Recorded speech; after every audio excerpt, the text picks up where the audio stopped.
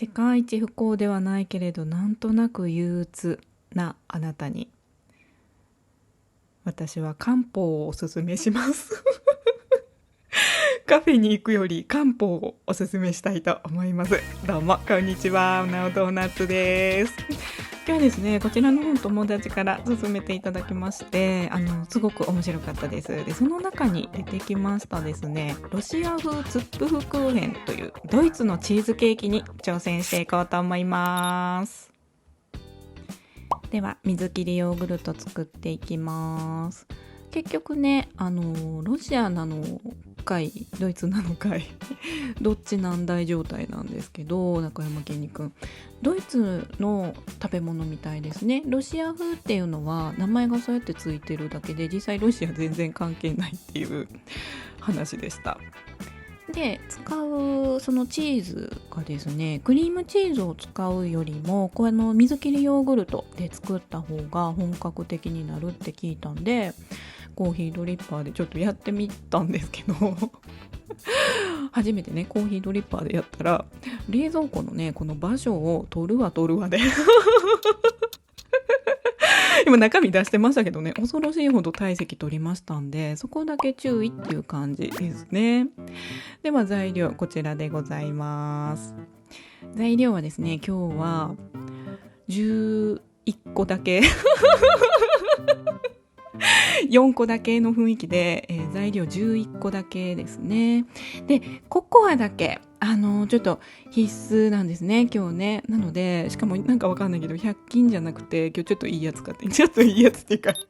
スーパーに売ってたやつやけど278円のやつ買ってきましたね。あとはお家にある材料でなんとかかんとかやっていこうっていう作戦でございます。ではワイルドクッキング始めていきましょう。まずねビスケット生地を作っていくんですね。でココアのビスケット生地を作ってケーキ型に敷いてチーズのフィリングを入れて焼いていくっていう感じですね。このね絶対サイズ感の間違ってるふるいででかすぎやろっていうふるいでふるっていきます。逆にやりにくなってないっていうねだけど皆さんのお家はあれかな、すごいおしゃれな道具とかあるんですかね。とりあえずあるやつでなんとかやっていくスタイルこうやってさ結局拭いたりさ二度手間になってんねんからさ、ちょうどいいサイズやっぱ買った方がいいよなでも買うほど作らへんからなっていうところでいつもこんな感じになってんねんけど、しっかり混ぜてこれでよしといたします。でこのね謎の実家にあった15センチ型のケーキ型実家ってなんかさ謎にいい道具あったりさ、誰も使ってないような、なんかそういうのないないか。で今日はですね、先生の参考にしたレシピが24センチ型だったんですよね。で私が持ってたのがこの15センチ型で、分量どうしたらいいのかなって思ったら、今そういう便利なページがあってさ、なんていうの、変換してくれるページみたいなのがね、それを参考にしてやるとだいたい 0.4 倍したらいいということで、今日はそれでやってみてます。でね、この型に対してダイレクトに今日言ってますけど、このビスケット生地をね、オーブンシート敷く派の先生とこのダイレクトに行く派の先生、あとはそこだけオーブンシート引く派の先生もいてさ、どうしていいかちょっと分からへんかったんやけど、とりあえず今日はダイレクトに行ってみましたね。どうですか？ちょっと薄めにやってみましたけど、じゃあ穴開けます。なんかね本当に初心者やからそういうちょっとしたところが分からへんねんな。でとりあえず10分焼いていきますでいや200度ってさ、なんか高ないんかなと思ってね、とりあえず焼いていってる間に、これね上にちぎって乗せる用のビスケット生地を出番までちょっと冷蔵庫で薄く伸ばしたやつを入れときます。はい、焼けました。ココアやからね、ちょっと色がわからないけど、とりあえず冷ましておきましょう。で、忘れてましたそうそうそうそう、ヨーグルトを水切りしてたんだというところで、ホエーってやつですね。2時間置いたんですけど、結構いい感じな気がします。今日はね 195g 取れたら嬉しいなっていうところで 190g、 1g、 90g どっちなんだい取れましたね。5g ぐらいの誤差はよしとしましょう。で、このホエーはまた何かに使うとしまして、では中のねフィリングを作っていくにあたりまして、まずメレンゲから作ります。卵は後で使いますんで、卵白だけ角が立つまで泡立てるということでしたね。とりあえずでも今日は全体的にしっかり混ぜればいいっていうことだったので、立ってる？いいですね。はい、ではフィリングです。これもね、材料をとにかく入れて混ぜていくっていうことでしたので、やっていきます。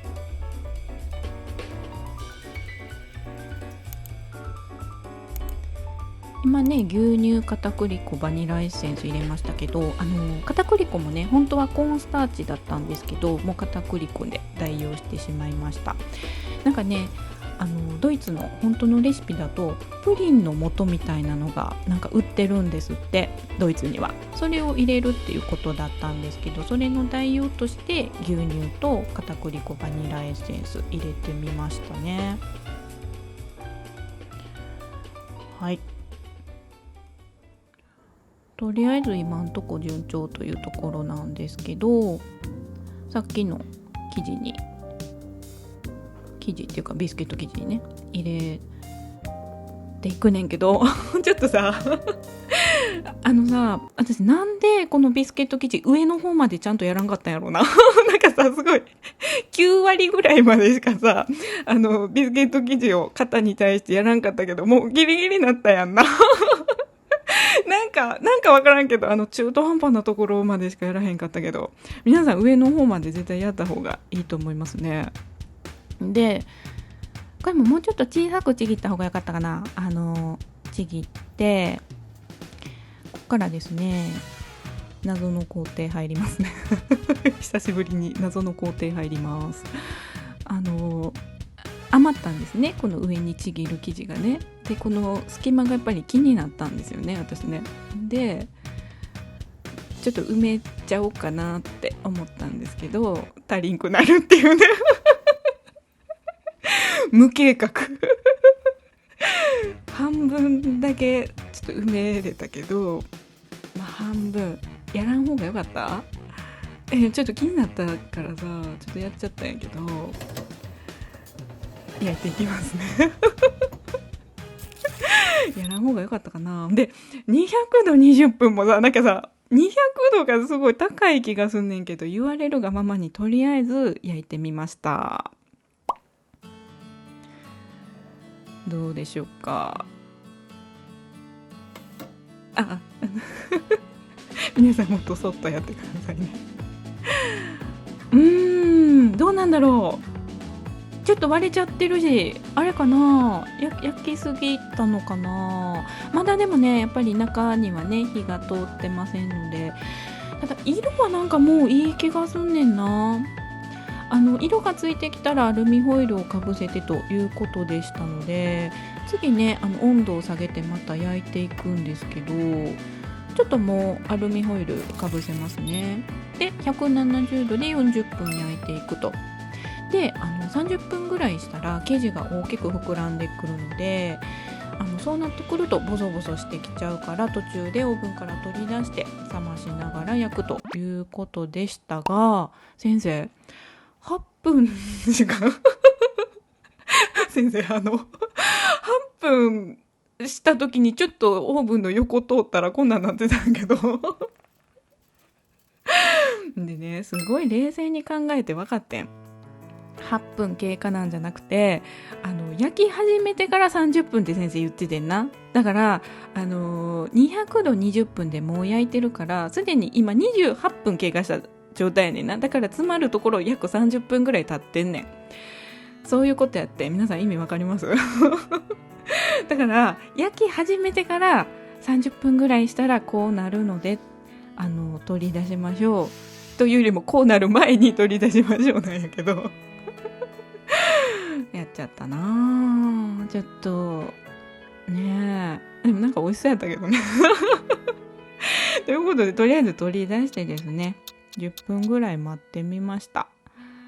5分ぐらいでいいらしいですけどね。ちょっと待ってみたらしぼんでったからやっぱりまだ火ちょっとね通ってない気しますし、あと20分ぐらいですかね焼いていこうかなと思いますが、170度にしてから22分経ったらまたこうやって始まりだしましたんで、もう一回取り出しましてしぼみましたね。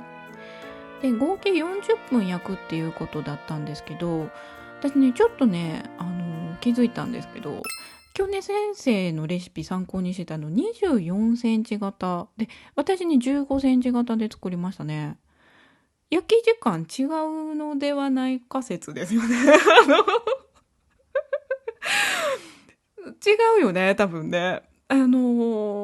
からねなんか完成突然完成としましたね。もうすっごいグダグダでしたけどできましたということで、合計30分も焼いてないか、違う合計40分ぐらいか焼きましたね。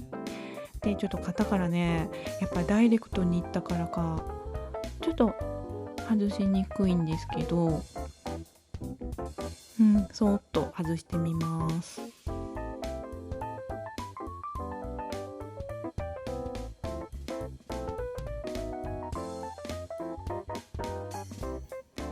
はい、そんなにね型の方にもくっついてないし、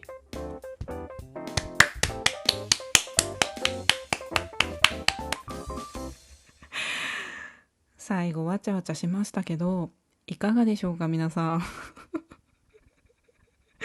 できました。ちょっと切ってみますね。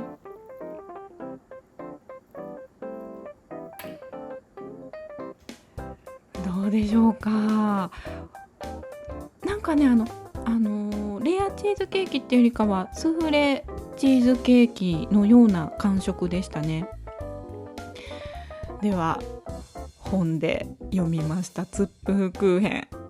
いただいてみます。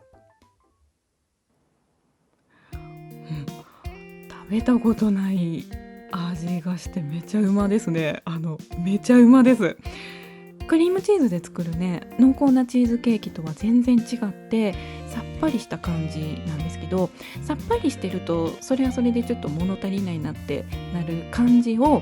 ココアのねビスケット生地がいい感じに満たしてくれるっていうめちゃくちゃ美味しいけどちょっと新しい食べたことのない味がするのでめっちゃおすすめですね。冷やして食べた方がさらに美味しいと思います。今日ですね近藤文江さん時々旅に出るカフェよりツップフクーヘン作ってみましたが皆さんいかがだったでしょうか。こちらの本ね先生の回しもんじゃないけど別にこちらの本を読んでから作ってみるとさらにねちょっと楽しい気持ちになるかなと思うのでおすすめでございます。ということで本日の動画ここまでにしたいと思います。ご視聴いただいた皆さん本当にありがとうございました。また見てね。バイバーイ。